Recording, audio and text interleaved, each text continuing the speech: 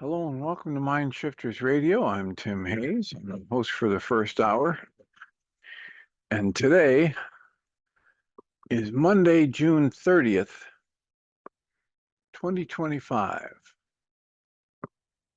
As always, we're grateful to everyone who's choosing to join us here today, whether you're listening live or through the archives, as we spend another couple of hours teaching and supporting people in using some of the most powerful, effective, efficient, and accessible tools I've ever encountered. These tools are available absolutely free through the tireless efforts of Dr. Michael and Jeannie Ryce on the website at whyagain.org. If you go to that website and click on the two words that say Start Here in the upper left-hand corner, it will take you to a page where you can download and read Chapter 24 of Dr. Michael Ryce's book. His book is titled, Why Is This Happening to Me Again? And that chapter of the book contains a narrative description and explanation of the primary tool in this work. That tool is called the Reality Management Worksheet, sometimes called the Reality Management Wake-Up Sheet. And it's a tool I've been using to great effect for over 20 years now to improve the quality of my life and most of my relationships, and to turn any negative emotional experience I have into part of the infallible guidance system that each and every one of us has been given. You can also download the actual worksheet process itself. It's a simple PDF file. Click the link, download it, print it off, copy it as often as you'd like, and use it over and over again, absolutely free. You can also download a whole host of audio files of shows just like this one, where people have been stepped through that worksheet process, and if you choose to listen to them, they can serve as a powerful tutorial for you to help you get maximum benefit from these tools in the shortest amount of time possible.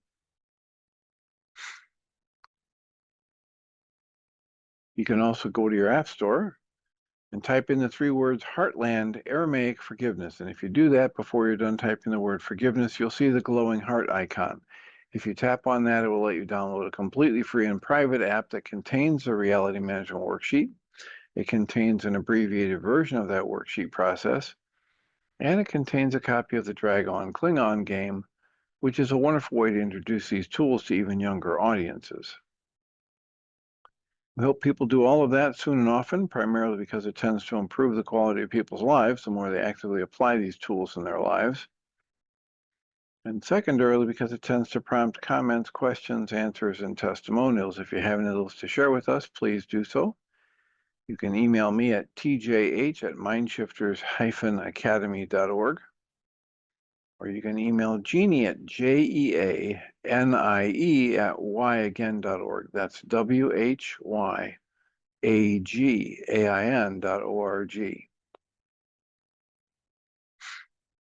And if we get a question or a comment from you, we'll address it on the internet show, and then as time allows, send you a notification about what day and time that occurred, so you can listen back to the archives for your feedback or input. You can also join us live if you want to open up a browser window and go to zoom.us. Then our meeting ID for today is 853-2357-4173. That's 853-2357-4173. And you can either call in on a phone and enter that meeting ID, or you can open up a browser window for Zoom itself and enter that meeting ID. And we're greatly appreciative whenever anybody chooses to do that, because it makes it so much easier for us to live into our intention with this work. The intention we have with this work is to be of service, and that's just boatloads easier to do when we know how these things are landing for you. So please let us know, what are your thoughts? How has your weekend been? What kind of work are you doing or struggling with doing that we might assist you in? I was over the weekend, I'm listening to a book on tape with someone I will probably interview. in the not too distant future. And the book is titled From Anxiety to Awakening. And it's by Jake, Jake, Janitz, Yanitz, Rubin, Rubin. And the subtitle is 11 Insights That Transform Worry into Wisdom and Fear into Freedom. And it's very clear that his list of source material has a lot of overlap with the things that we have presented over time here at the MindShifters Radio, and also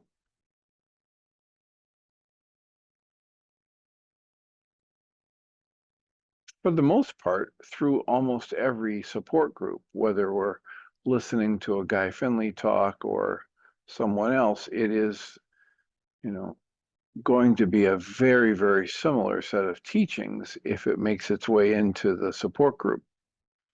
And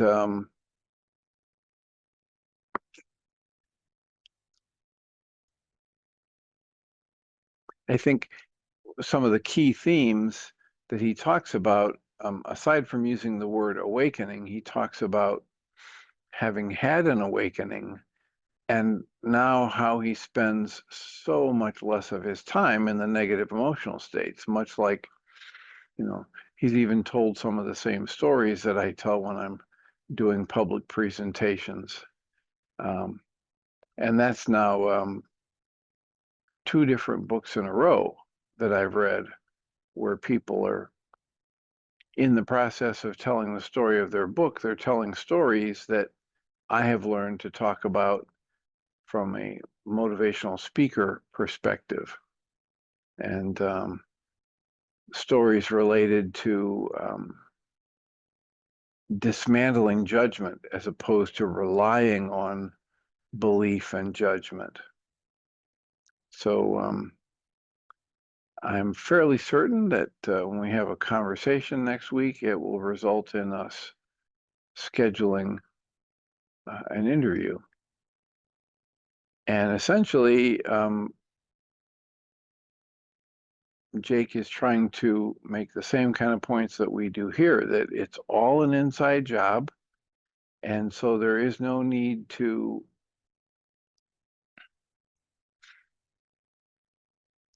chase after getting other people to change whenever you're upset. Just hunker down within your own energy system and figure out what it is you're in the middle of doing that you could do differently. Changing that moment to moment choice of what you want to make something mean or what you want to focus on. And it's always about, it's not what the other person has said or done. It's always about what you decide to make it mean. And if you can realize the deep truth of that, then you can step back and take a breath whenever you're upset and ask yourself, okay, what am I making this situation mean?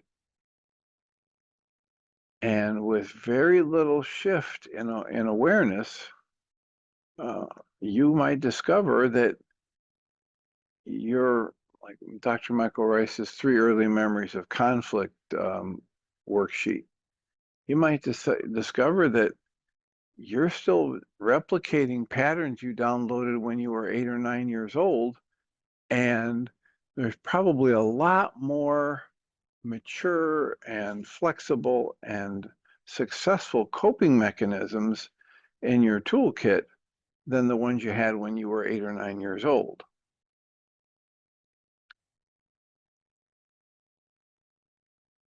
So again, plenty of time for comments and questions. Please feel free to unmute and speak up if you want to say something or ask for clarification, even if I seem to be in the middle of reading something or on a monologue.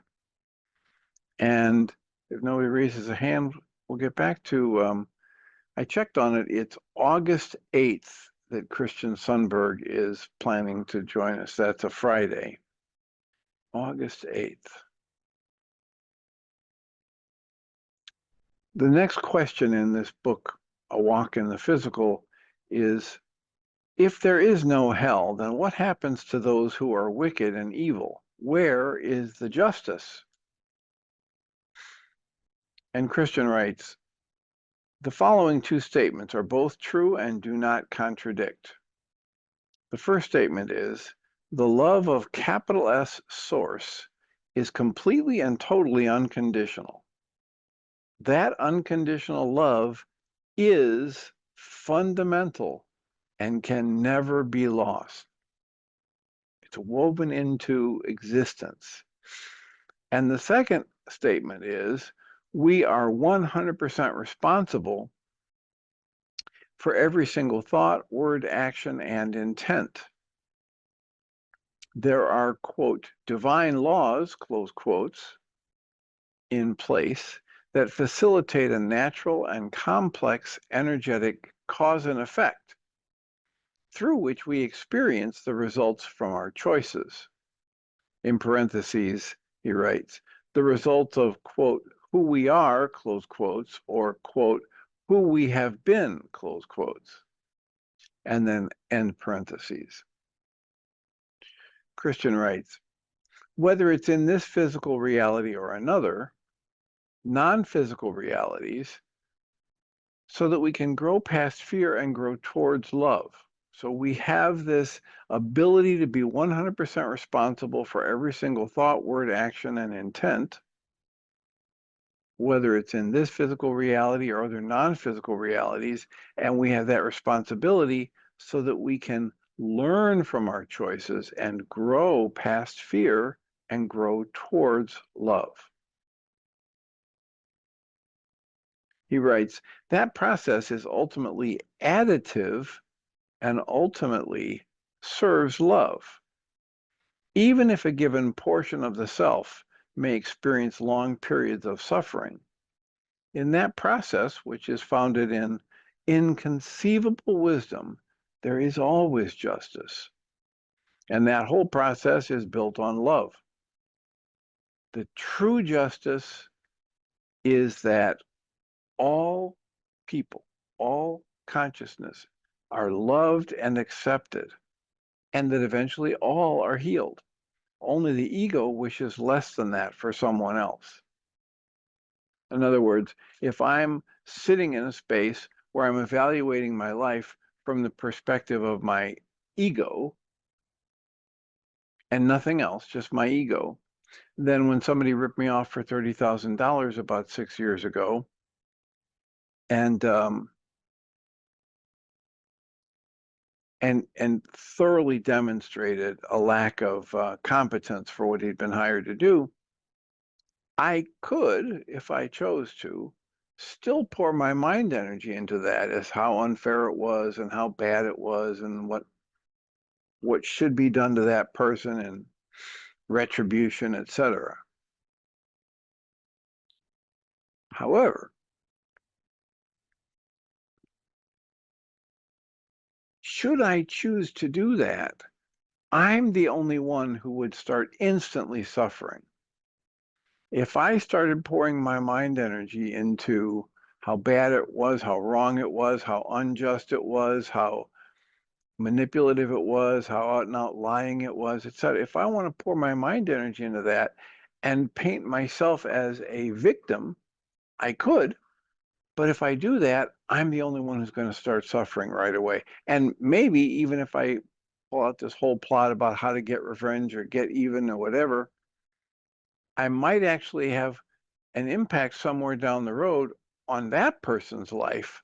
But right now, mine's the one that's going to go towards tightness, tension, upset, anger. And I don't want to choose that. The next question that Christian is trying to answer in this Q&A section is, why do so many near-death experiencers feel so adamantly that there is not a hell, but others say there definitely is? And Christian writes, hellish experiences occur in our world and in other more thought-responsive realities. But many near-death experiencers come to understand that the fundamental, in other words, that which is more real than that, the fundamental truth, the bedrock from which all realities arise, is unconditional love. Love is the foundation of all activity that occurs, and ultimately everything is used for purposes of love, creativity, and joy. To put it another way, what is fundamental is consciousness, you might call it spirit, and it is fundamentally loving, free, and consciousness chooses to engage and commit to various limited and therefore non-fundamental experiences. And some of those experiences can be very high contrast. In other words, this glorious, loving, compassionate energy here, and this rageful, separative, violent energy over there. Very high contrast. Not that either one is bad or wrong. They're just energies. And yet, as we choose to engage in one or the other, we get to watch, okay, how did that pan out? Am I happy with the consequences of those choices? The next area of questioning he gets into is the category of judgment. And the first question is, does God judge us when we die? And Christian writes, from the vantage point of the other side, and with full access to all information, we judge ourselves. Or perhaps more appropriately, we assess ourselves. Who we are becomes clear. We can see exactly how we have affected others, and there is no hiding. We still have some choice as to how to use that awareness and how we will respond to this, what you might call, quote, energetic results, close quotes. In other words, wisdom is not automatic. Meanwhile, Source loves us completely and unconditionally, and we are encouraged on our long roads of expansion, even as those roads often include many very challenging experiences that may result from our own fearful and selfish choices and our own imperfection.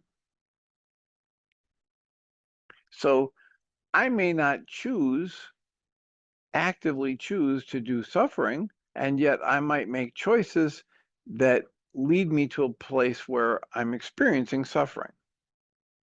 And the challenge is, in every situation, to choose for love, to choose to teach only love, to choose to be aware of my true nature as love. The next question is, does this mean even Hitler is loved and accepted? It seems he deserves punishment. And Christian writes, we are 100% responsible for every single thought, word, intention, and deed. We absolutely do not escape what we have been, or parentheses he writes, or more accurately, what we actually are, close quotes, or close parentheses.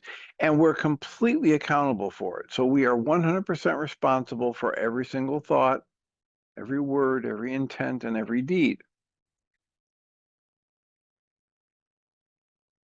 We do not escape who we are, what we have been. But as the Way of Mastery says, even as the ripple effects come back to us from the choices we've made in the past, in that next moment, we're able to choose again, choose how to interpret and respond to the ripple effects that are coming back to the choices we made in the past.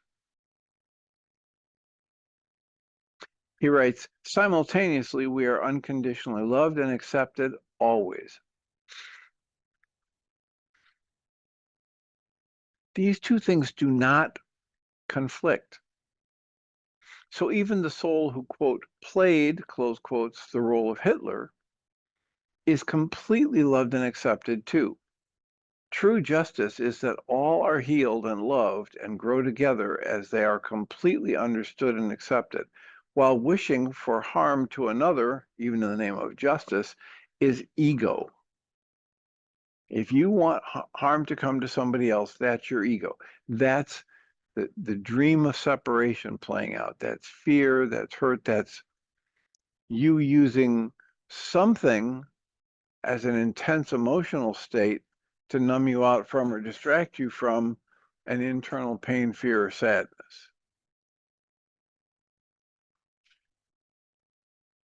So this pattern of energetic results that we get when we make choices doesn't change that our source, capital S source, extends love into, through, and around us all the time.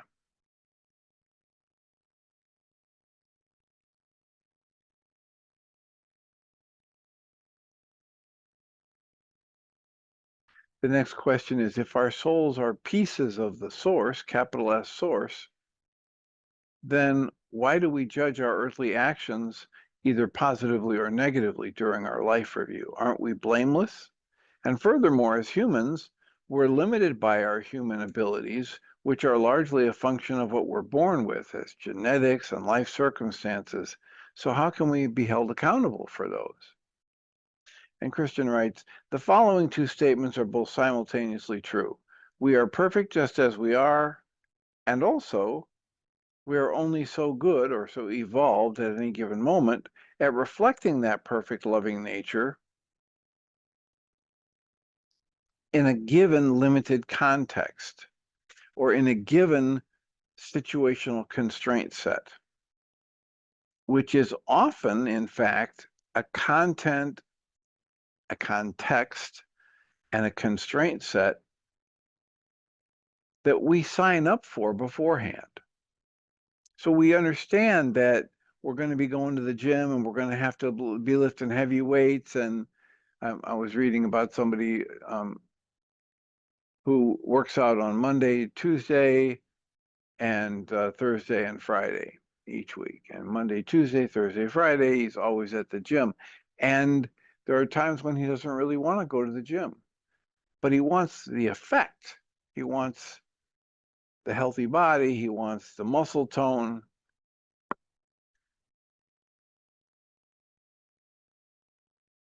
So the idea is, while we are perfect just as we are, we're not perfect at extending love in more and more challenging circumstances. So we're here to practice that. And what we judge or assess in our life review is how well we actualized our true loving nature through those constraints or in spite of those constraints. And we're assessing that even as we understand that they are often very extreme constraints. We always have free will in choice making, even when the circumstantial pressure against us seems overwhelming. Despite the extreme circumstantial pressure, we can see clearly in the life review how, quote, well we did, close quotes, because we see the true nature of our intent and exactly how others were affected by us. The soul, in its depths of power and wisdom, can often then understand how it could have done, quote, better, close quotes. That is, it may understand how it could have been more lovingly directed and less fearfully directed.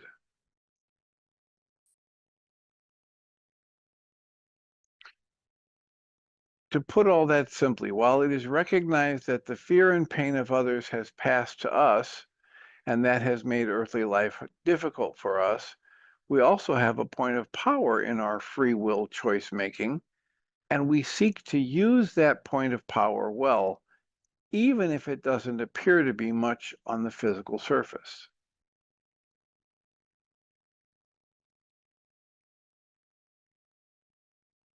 I just keep thinking about the idea of having things in scale. So at a certain level of scale, there are all kinds of things that I need to do today to have my day unfold in a useful way. And yet we have this lesson from the Way of Mastery that says you need do nothing. And so I don't really have to do these things. I'm going to choose to do them. And if I choose to do them, if I choose to do them and view it as a privilege that I get to do them, I get one set of an experience in the moment. If I do them and I'm saying to myself, I hate this part of my life and my job, and I wish I didn't have to do this, and it really sucks that I'm going to create a whole different experience internally for myself as I either do or don't live up to my responsibilities as I have imagined them. This whole thing about what's the meaning I'm giving it is powerful. Jake Janitz Rubin, in his book From Anxiety to Awakening, talks about the very thing. He says, look, it's a choice.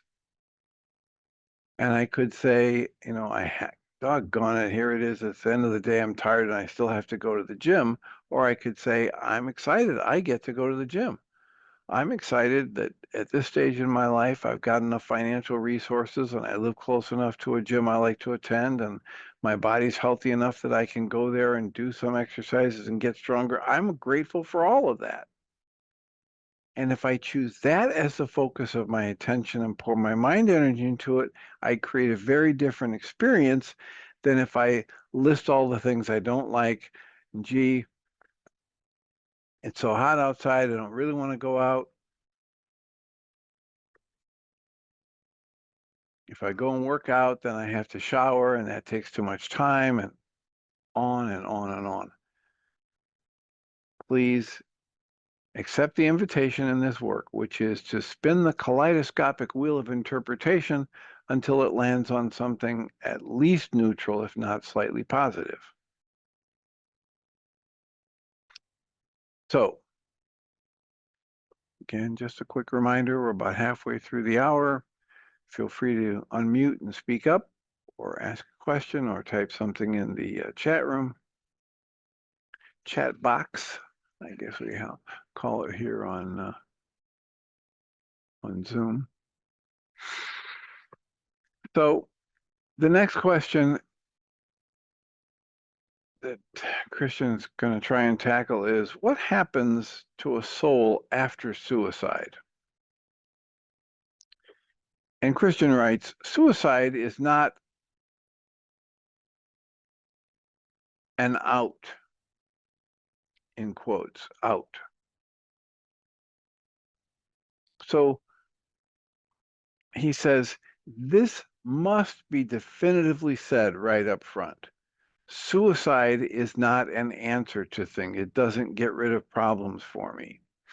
He writes, also, the result of any particular physical action certainly cannot be easily identified or categorized. That being said, no matter the cause of physical death, all are completely and unconditionally loved and accepted. We do always have responsibility for all that we have been. We are responsible for all we have thought and intended and done. So sometimes we need to have future experiences to heal, in quotes, to quote, heal, close quotes, to heal parts of ourselves that we have not yet integrated. In that important issue, suicide is not an escape. The fear that led to the act must still be confronted. But that process exists within and is transcended by unfathomable love, compassion, and forgiveness.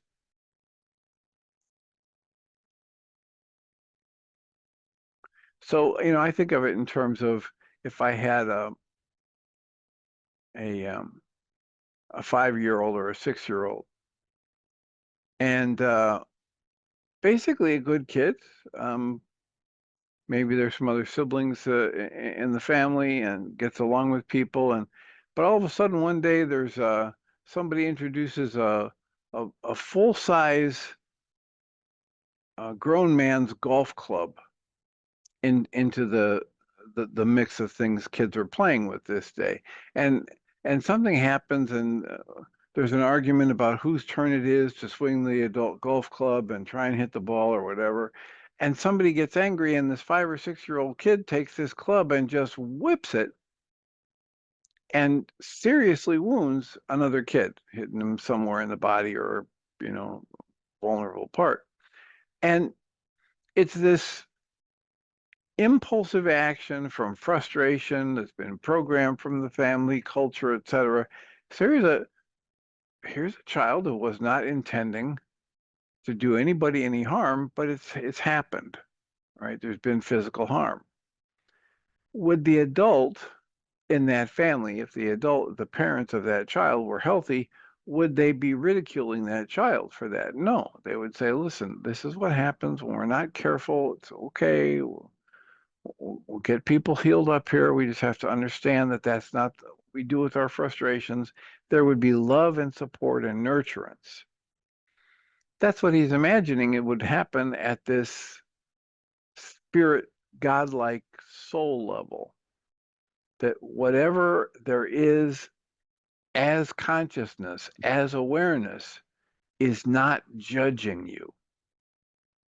You're doing your own work, your own assessment, your own striving to be better and more loving, and you will be the one who assesses that for yourself, not some external entity.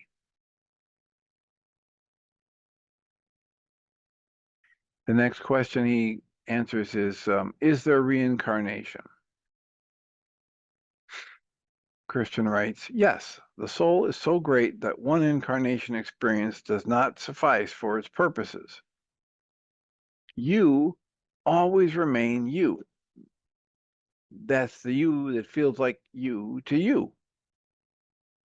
That sense of who you are has the experience of being and doing various things in its quest for the expansion of beingness, capital B, beingness, for the expansion of creativity, love, and joy.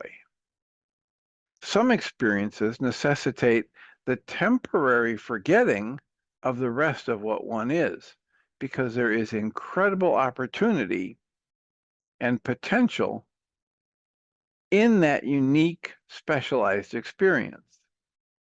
The soul develops as it integrates experience. The soul evolves and retains its ability to express its true loving nature, that is, to make love-based rather than fear-based choices.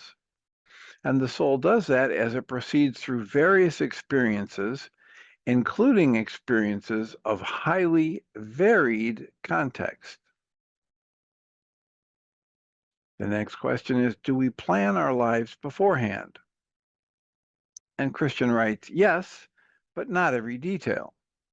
The soul may choose to experience certain contexts or themes in order to facilitate the expansion of being. The individual is free to make free-willed choices within the planned contexts. The contexts that are agreed to may sometimes seem extreme from the human vantage point, yet the greater the contrast, the greater the opportunity.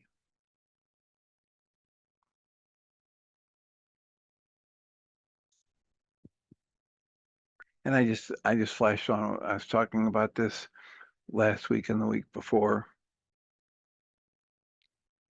My understanding of what it takes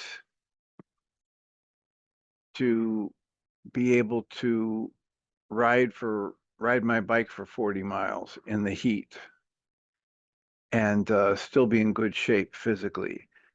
What that takes is I have to start pushing myself to do more intense physical activity than I've been doing, because I'm simply out of practice because of the winter from riding indoors on a trainer. I'm out of practice and my body's not used to working that intensely for that long a period of time. But if I set that goal that I want to be able to ride for, 40 miles in a day, or, in a couple of hours, then in order to accomplish that goal, I'm going to have to put myself in situations that are physically uncomfortable, highly fatiguing, perspiration inducing, sore muscle inducing. I'm going to have to do that if I want to reach that goal. Just like the mountain climber who wants to get good at mountain climbing has to push the body to varying extremes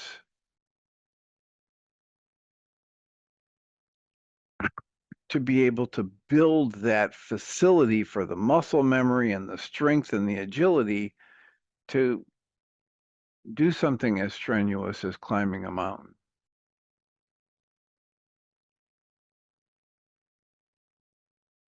The next question he tries to answer is, what kind of things might we decide to experience before we come to Earth?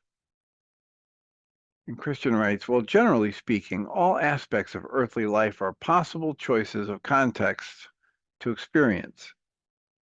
We may choose to experience a certain gender or unique gender, a certain sexual preference, a certain economic situation, a certain type of relationship, a certain biological limitation, a certain form of abundance, a certain form of hardship, or any other aspect of earthly experience.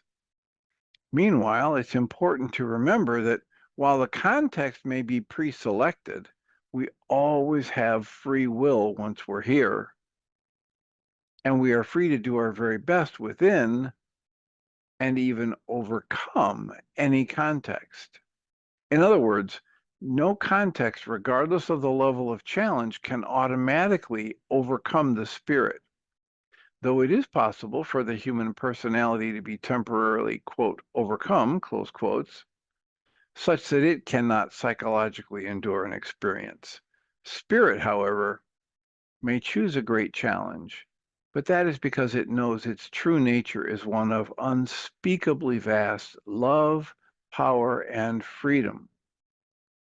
And so, love, power, and freedom can actually be known within and expressed through any earthly context, any kind of intense constraint set, physical limitations, financial, war zone experiences. It is possible. We have people that have gone through this or still sending us messages for life from death row, etc. People who are going through extreme, difficult situations, and they're choosing for love over fear. They're choosing for connection over separation. The next question he asks is, so do we come to Earth to do just one thing primarily, or to do many things? And Christian writes, our time here is full of opportunity, so we are not narrowly restricted in how we may participate in the process of evolution or the love of others. Love is indeed the higher theme, always at work in its many expressions, and there are innumerable precious ways we might serve that purpose in any lifetime, even in any single day. So it's not like we just come here to do one thing. Life is varied and complex and intricate, and it spins on. The next question is, if heaven is so great, why do we come to Earth?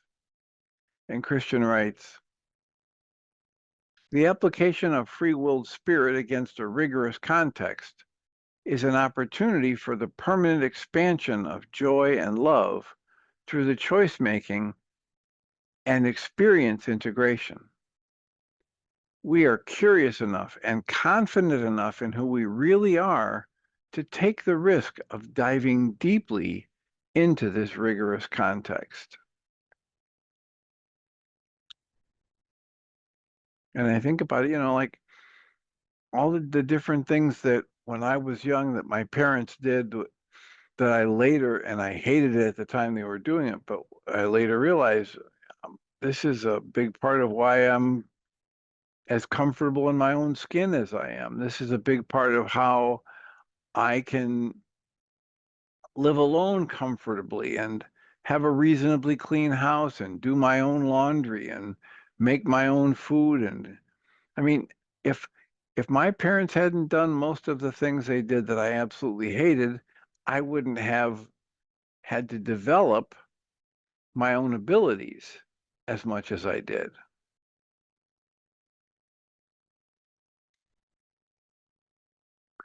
So the next question is, if we live many lifetimes, which identity will we associate with in the afterlife?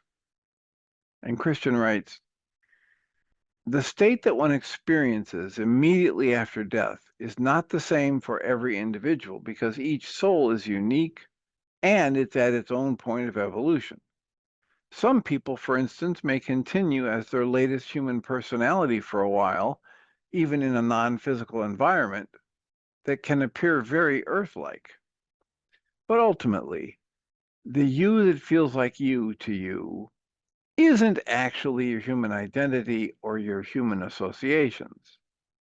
You may think your human identity is what you are right now because that may be all you remember as the being human.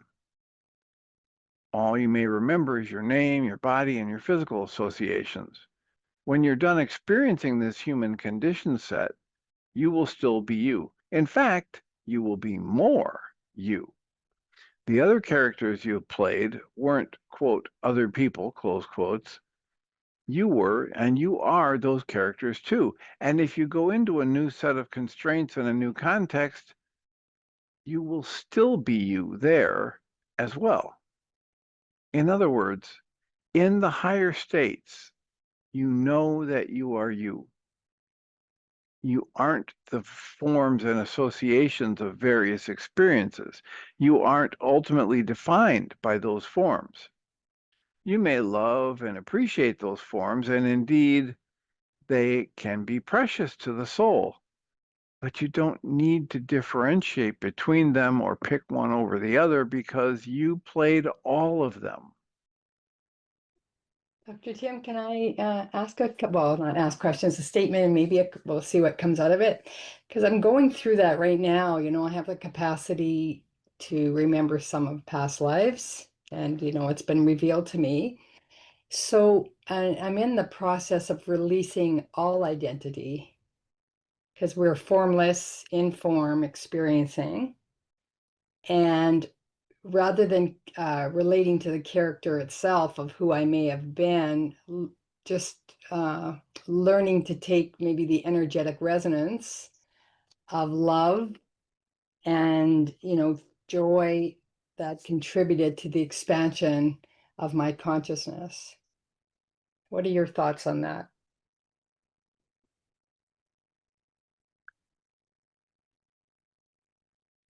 It's a lot of words. And I'm not sure that I know what you mean by half those words. Mm.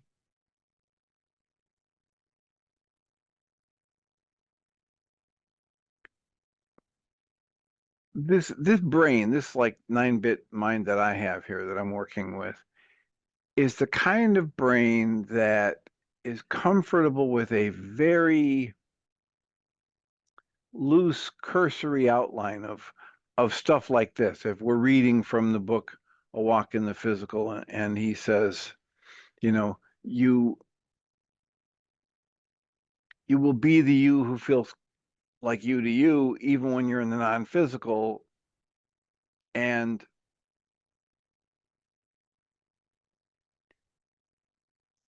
That's about as far as my brain can go. Some will then say, well, you've got 17 dimensions of the self, and in this facet of your life, when this moon is in this house rising, then this is what happens, and my brain just shuts down completely. Mm-hmm.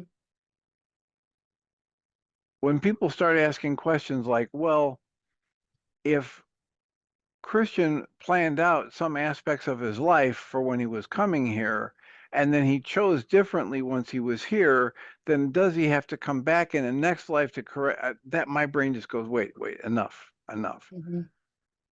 I'm challenged enough to simply keep returning my awareness to questioning rather than knowing, and to allowing and to tuning into any of these energies that I might register as tightness or tension or a negative emotional state, and just breathe into them and allow them to be here as I release, right? As I soften and release. And Mm-hmm. that I'm actively trying to choose for love each moment, especially if I recognize something less than love comes up. Mm-hmm. Now, how does that relate to all those words you just said? I don't know. And my journey, I want to understand. I study, well, I want to know. So I'm always asking tons of questions, and also for my own evolution, because everything I see that is before me is an opportunity to understand, or to know, not to understand, but to know myself more deeply. So as things arise, I guess, I do what you do, but maybe I do exactly what you do, but maybe my process is a little different. Yeah, and we all have these different levels of, like, some people have just a natural facility for numbers. Some people have a natural facility for words. Some people have a natural facility for manipulating things with their hands, whether it's the crafts or the repair of things. And so each of us is going to, use this set of um, thought processing interpretation mechanism that we have. We call it a mind, but it's, this mental math that we do, trying to make sense of things and labeling things. And some of us have a real big push to get a word or a label for something. Mm-hmm. For whatever reason, it's almost like a pacifier. When we get it, it just calms our system down, right? And if we don't have it, we kind of stay at a level of agitation, and or we make one up. But that's not everybody. Some people are Yeah. just completely okay saying, okay, well, let me just let this go. I don't know what the word would be. I don't know what you would call it. And yet I'm comfortable right now. So I'm just going to be here in the comfort. Mm-hmm. Now, does that mean I'm enlightened or that I've gone to a new level of awareness? Or I don't find value in that. Mm-hmm. And it's like Dr. Michael Ryce talks about how everything in your system that's less than love is causing your system to fall apart, and it's eventually going to cause your illness and then your death if you don't get it out of your system. And he says, if you get it out of your system, you live forever because you're an infinite being and energy is infinite and you're made of energy, et cetera, et cetera, et cetera. Says that whole thing. But then he goes, well, look, who knows if I'm right? Even if I'm wrong, if you do what's recommended based on this, your life is going to go better, Mm-hmm. right? If you get rid of the stuff that's less than love, you're going to have more awareness of your true nature as love. Your life's going to go better. It's the same kind of thing here. What if all of this whole thing that Christian's writing about is all made up, and he just did it to make some money, to have a book? And okay, but if I'm applying those kinds of observations in my own life and it makes my life better, I don't care if he made it up or not. That's interesting. When you say that, anxiety comes up in my heart space. I don't like that at all.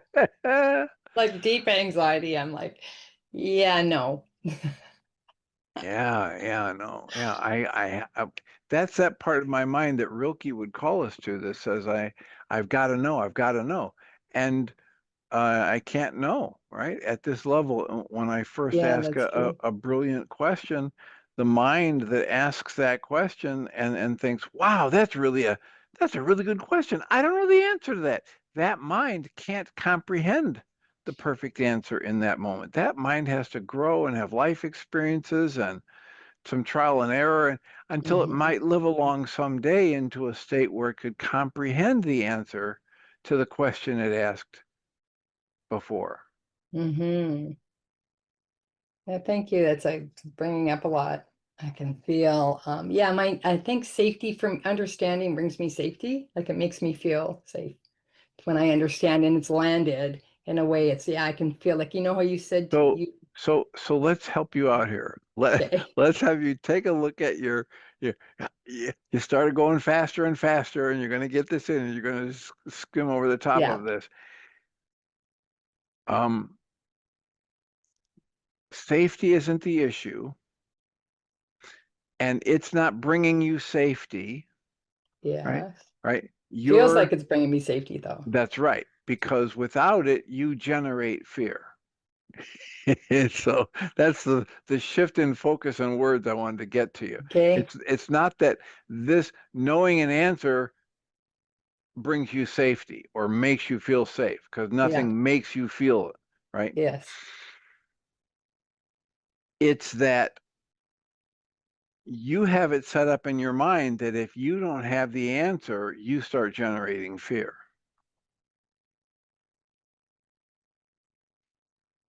You have an association in your mind that says to sit without knowing the answer, to sit in the questioning is dangerous. I Hmm. need to know the answer to be safe. That's a that's a thought pattern that you pour enough of your mind energy into until you generate fear. But it's not happening to you, and it's not happening because you have an answer or don't have an answer. It happens because you're pouring your mind energy into thoughts, this isn't safe for me to not know the answer. Hmm. Does that make sense? Yeah, it's starting to land. It wasn't at first. You're generating fear because you're pouring your mind energy into a thought that says, if you don't have the answer, you're in danger. And that's the only thing that's generating fear in you. When you pour enough of your mind energy into a pattern of thought, you will generate the emotion that goes with that thought.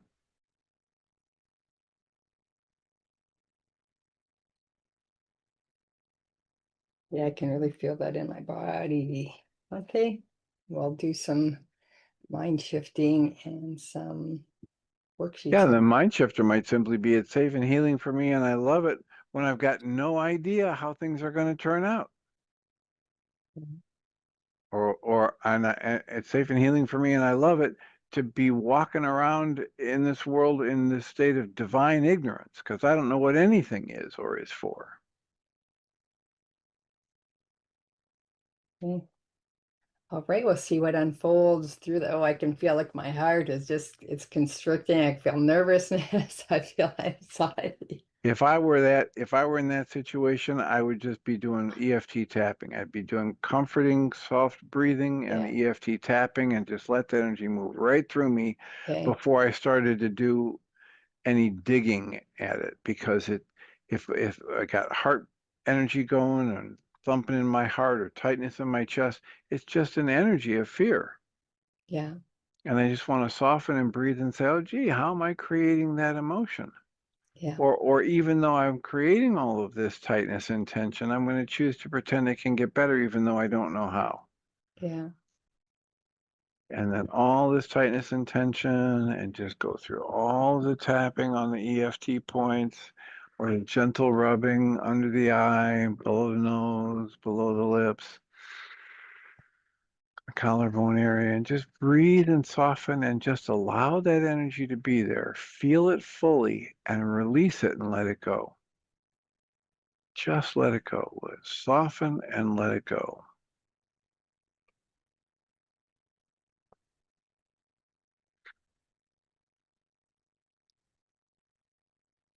This is less. Thank you. See where it leads. You're very welcome and deserving. I hope it is a fruitful little sidebar of exploration for you. It will be, I'm sure. Thanks a lot.